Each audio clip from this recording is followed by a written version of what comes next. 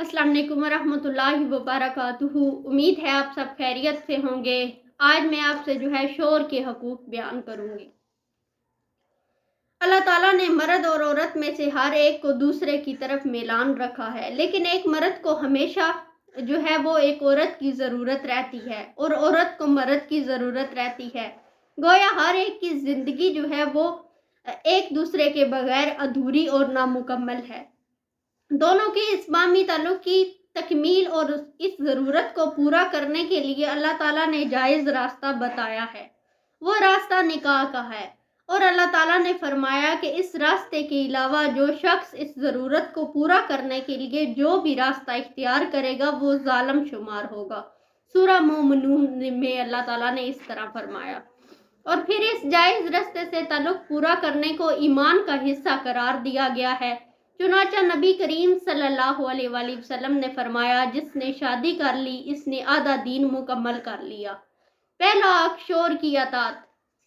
नेक औरत वो फरमा बरदार होती हैं, मर्द की गैर मौजूदगी में अल्लाह की दी हुई हिफाजत से इसके हकूक़ की हिफाजत करती हैं कि औरत अल्लाह की अतात और फरमा बरदारी के बाद शोर की फरमा बरदार हो, इसकी हर जायज़ और मुमकिन बात मानती हो और मानने में ही अपनी सआदत समझती हो।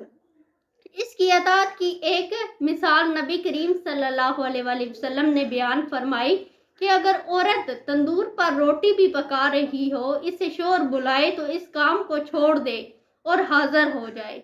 और इसकी अतात पर अजर भी बताया गया है कि जो औरत 5 नमाजों का एहतमाम करे और रमज़ान के रोज़े रखे, अपनी इज्जत की हिफाजत करे और शोर की अतात करे, इसके लिए जन्नत के तमाम दरवाजे खुले हुए हैं, जिससे चाहे दाखिल हो जाए। एक और हदीस में नबी करीम सल्लल्लाहु अलैहि वसल्लम ने फरमाया, जिस औरत का इंतकाल इस हालत में हो कि इसका शोर इससे राज़ी हो तो वो जन्नत में दाखिल होगी। नबी सल्लल्लाहु अलैहि वसल्लम ने फरमाया, अल्लाह की कसम, औरत इस वक़्त तक अपने रब का हक अदा नहीं करेगी जब तक वो अपने शोर का हक अदा ना करे।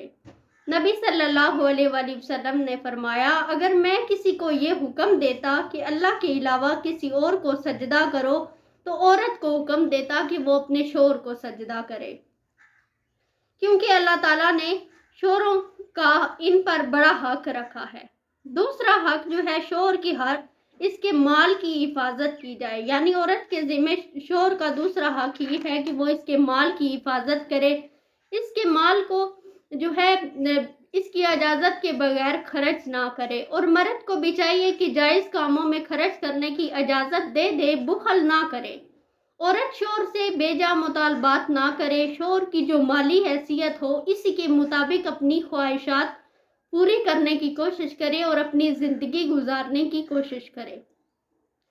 और शोर वो हराम, अगर वो ज़बरदस्ती करेगी तो शोर हराम में हाथ डाल लेगा, इस तरह दोनों की आखिरत वो बर्बाद हो जाएगी। चुनाचा अल्लाह ताला का इरशाद है कि हर वुसअत रखने वाला अपनी वुसअत के मुताबिक बीवी पर खर्च करे, और जो रिज़्क की तंगी में मुब्तला हो तो जो कुछ अल्लाह ने इसे दिया है इसमें से खर्च करे। अल्लाह किसी इंसान पर इसकी हैसियत से ज़्यादा बोझ नहीं डालता। मुश्किल हो तो अल्लाह ताला इसके बाद आसानी पैदा कर देगा। सूरह तलाक में अल्लाह ताला ने ये फरमाया।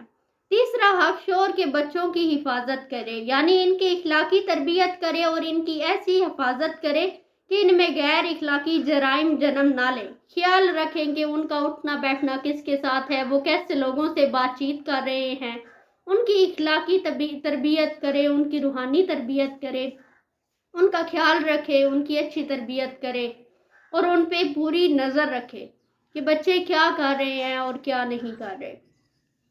घर में बच्चे कोई ऐसी चीज़ ला तो नहीं रहे जिसकी वजह से घर का माहौल ख़राब हो या बेदीनी और बेहयाई हो। चौथा हक अपनी इज्जत की हिफाजत करना।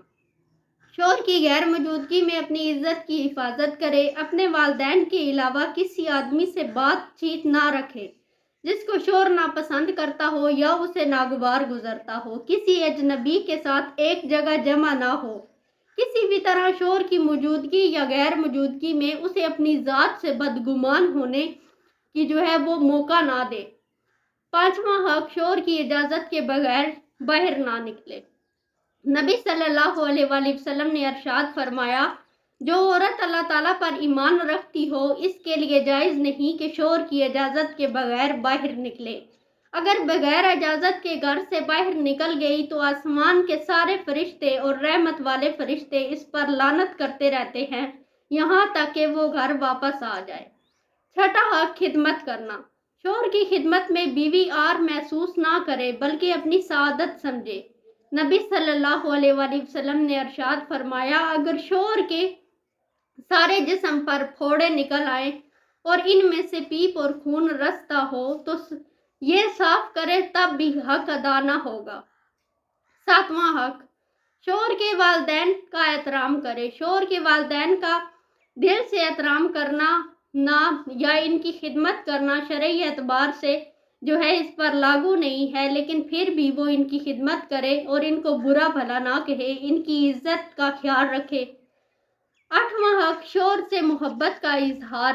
بیوی کے دل میں شوہر کی محبت ہوتی ہے لیکن اس کا اظہار نہیں کرتی۔ حدیث میں آتا ہے کہ جب آپ کسی سے اللہ کی رضا کے لیے محبت کریں تو اس سے محبت کا اظہار کرو تاکہ وہ بھی تم سے محبت کرے۔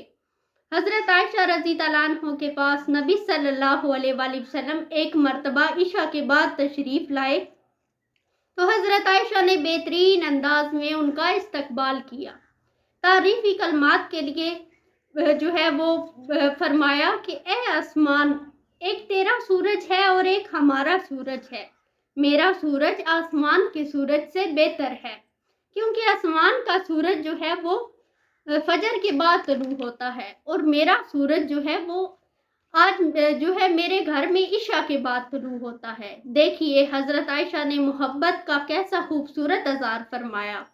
نواں حق، شوہر کی جائز خواہشات کو پورا کرے۔ شوہر کی تمنا ہوتی ہے کہ اس کی بیوی اس کے گھر میں رہے اور بار بار اسے اکیلا چھوڑ کر اپنے مائکے نہ جائے، تو اس طرح شوہر کی رضامندی سے اور اس کی اجازت سے جو ہے کہیں بھی جانا چاہیے، اسے اس کی جو ہے وہ نافرمانی نہیں کرنی چاہیے، تو اس کو اکیلا چھوڑ کر نہ جائے۔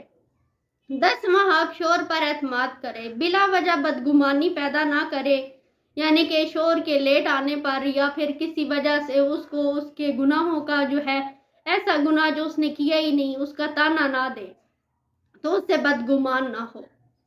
صدق اللہ العظیم۔